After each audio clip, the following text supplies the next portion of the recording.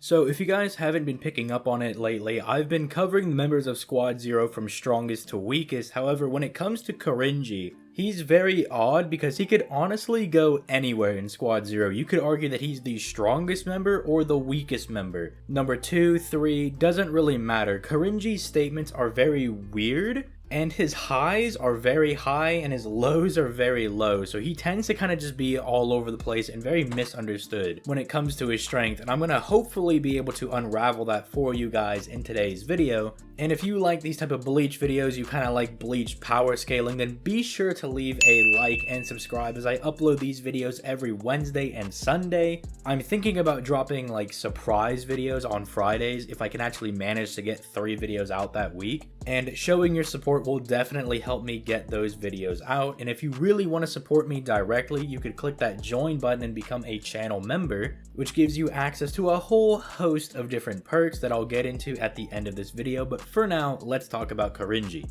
So probably the best statement you could give Kirinji that would really help him out comes from the Bleach Brave Souls Squad Zero event. When they brought Squad Zero to the game, they realized that there was not a whole lot of information about any of the members of Squad Zero, so they decided to do an event that would give players a little bit of extra information about the individual members of Squad Zero. And when it came time to talk about Kirinji, Ichibei decided to pop up and say that he was no match for Kirinji. Now, obviously taken out of context, what this means is that Ichibei says that Kirinji would beat him up or something. However, I obviously don't think this is the interpretation we're supposed to go with, as Ichibei talks very weird and is very indirect in how he talks about things. So a more accurate interpretation is probably Ichibei saying that if he and Kirinji were to fight, Ichibei would slap him up, thus it's not really a match. Therefore, he's not really a match for Kirinji, not because he's weaker than him, but because he's so much stronger than he is. I would think that'd be very evident, but I'm just gonna have to throw that out there because I don't want somebody coming in here saying that Kirinji's the strongest member of Squad Zero.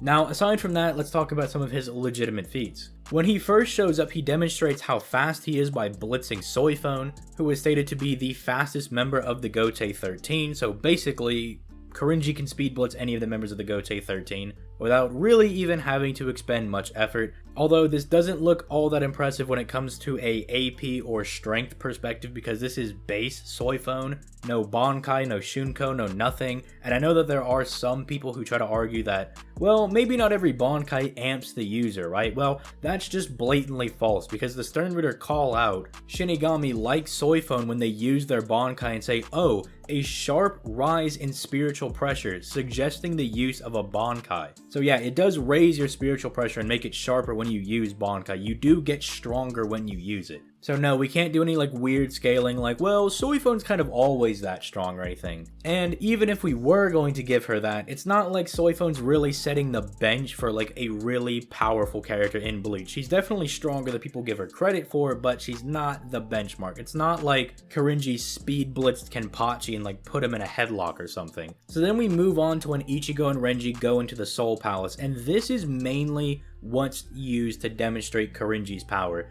He goes to throw a punch at Ichigo to see if he's still healthy, and Ichigo throws a punch back and they kinda equal out their punch. Kirinji says that like some of his bones in his wrist are broken or something, but the fact that they're still able to clash and they're both relatively unharmed shows a level of equality between the two. It shows a relativity between the two. And keep in mind, this is basically a full bring Bankai Ichigo who is 2 times stronger but doesn't have Tensa Zangetsu, which really shouldn't affect his actual spiritual power, per se. Because the cloak is what shows Ichigo's level of power and stuff, right? Like, the sword is more like a catalyst for him to use Getsuga Tenshos and to throw his spiritual pressure around. But the cloak is the actual Bankai, right? So if you want to use that and say that Kirinji is able to somewhat match a full bring Bankai Ichigo that is now 2 times stronger, I would say that's somewhat fine because obviously, yeah, Ichigo doesn't have Tensa Zangetsu completely restored, so he can't like go all out and shoot Getsuga Tenshos everywhere.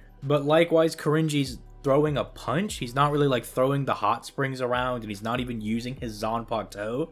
So I think it's fine to say that these two are very relative to one another. However, it only really goes downhill from there because Kirinji then fails to block a hit from X-Axis whenever he gets his Ashwallen buff. Even worse than that, He's struggling against Nyanzo, which makes him look really bad when Shutara figures out a way to kill Nyanzo, but Kirinji's over here just like, I can't figure out how to do it. He's too good. He's weaving all my stuff. It's especially bad when you consider that Kirinji by himself pulled up to fight Yuha, which makes you assume we're going to get some badass scene between Kirinji and Yuha, as Kirinji, again, his character is hyped up as almost the Kenpachi of Squad Zero, where he likes to pick fights with other people to kind of test his strength and assert himself as the strongest. Considering that they also have battle data on Yuha and they saw him kill Bankai Yamamoto, the fact that he's still very confident that, yeah, I could go fight this Yuha guy, really led us to believe we were going to get something cool with Kirinji, but we really didn't. Although, again, tying it back, being 2 times stronger than like a full-bring Bankai Ichigo, or relative to a full-bring Bankai Ichigo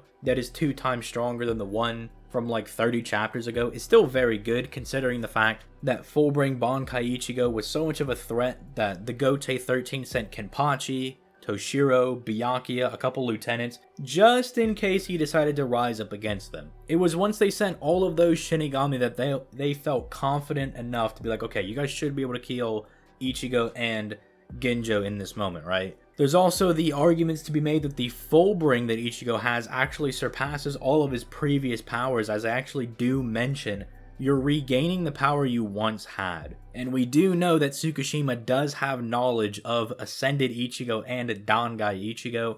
There's various panels that allude to Ichigo's different fights, and like some of the panels are like, oh, you're regaining your power. They show panels of Dangai Ichigo. So if you want to argue that full bring Ichigo, like the base full bring, is actually surpassing Dangai and Mugetsu Ichigo, and then full bring Bankai Ichigo is like that full bring melded with his Shinigami powers, then that Ichigo gets 2 times stronger, and then Kirinji's able to match him.